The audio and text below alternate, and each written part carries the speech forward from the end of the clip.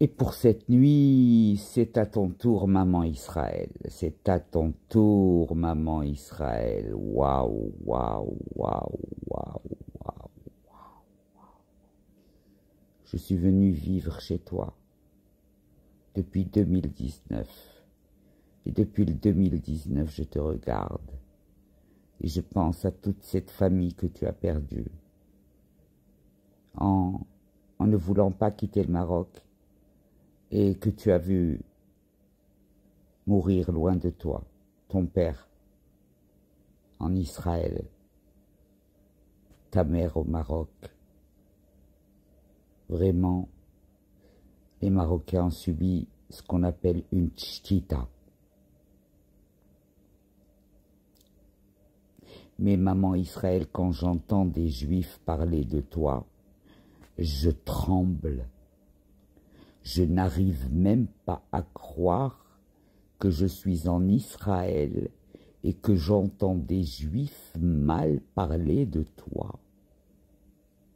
Mais comment Israël a pu laisser le pays se salir autant que je l'ai observé sali sur le plan social? Je ne vais pas parler des autres plans, mais dis-moi, maman Israël, tu ne t'occupes pas de ta promotion? Dans le monde, tu as laissé le monde penser de toi que tu étais une voleuse, une tueuse, une criminelle. Et tu vas laisser faire ça, maman? Tu vas laisser faire ça longtemps? Mais il faut que tu recrutes. C'est fini la méthode de travail à la perestroïka. Parce que malheureusement, maman, j'en ai vu chez toi des entreprises implantées en Israël et qui pratiquent la politique qu'on appelle au Maroc l'aqar fouq al-khnouna. Une nana qui est sale, si elle se maquille, sa saleté va continuer à se voir, sa beauté va se ternir par sa saleté. Maman Israël, j'ai vu des gens rêver de venir vivre chez toi en 67. Il y en a qui ont survécu, il y en a qui n'ont pas pu survivre. Ceux qui ont survécu à toi sont des grands hommes, des femmes, waouh. Je le reconnais. Je reconnais que les femmes et les hommes israéliens ont une capacité extraordinaire de résilience, d'endurance, de croyance. Parce que je sais aujourd'hui combien de mères ont vécu l'enfer, combien d'épouses ont vécu l'enfer et des enfants quand le papa ne revient pas de l'armée et que l'épouse est abandonnée psychologiquement dans un pays qui t'abat psychologiquement tellement. Il est écœurant de voir autant d'ennemis arabes autour. Tu sais, maman, j'ai vécu au Maroc, dans un pays supposé par l'international être un pays arabe.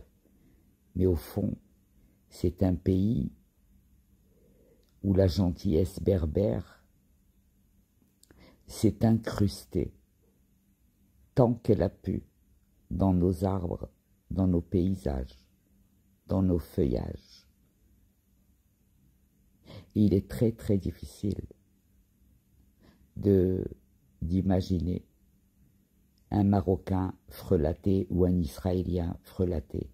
Mais je dois te dire que je me rends compte et je m'en veux de ne pas être venu plus tôt. Parce que je me rends compte que tout ce bordel que tu vis, maman, Il est né à côté de chez moi. Il est né au Maroc.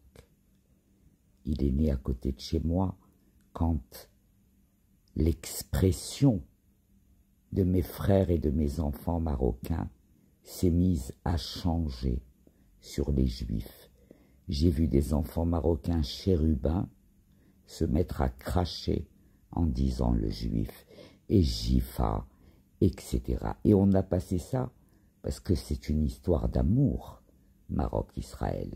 Et dans une histoire d'amour, il y a toujours des soubresauts. Mais maman Israël, tu vois un petit peu la campagne complètement débile, les millions de dollars que vient de dépenser l'État islamique pour insulter le Maroc et les Juifs. Waouh! Mais tu sais, maman, ils ont bien compris que pour s'attaquer à un être humain qui a en lui un Marocain et un Juif, parce que chaque Marocain, s'il va faire son ADN, risque d'avoir un traumatisme. Maman, ta terre est pleine de chagrin, mais elle est aussi la terre la plus pleine de simha qui existe dans le monde. Il n'y a aucune simha juive qui puisse être exprimée avec autant de liberté qu'en Israël. C'est toujours ce que nous avons pensé jusqu'au 7 octobre.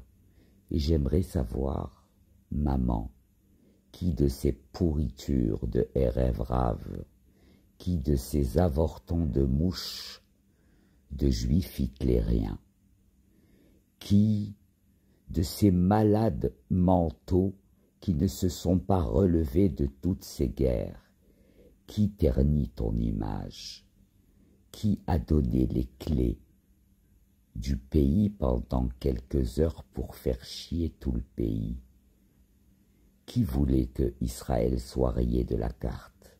C'est des questions que tu dois te poser, maman, toi et tous tes enfants.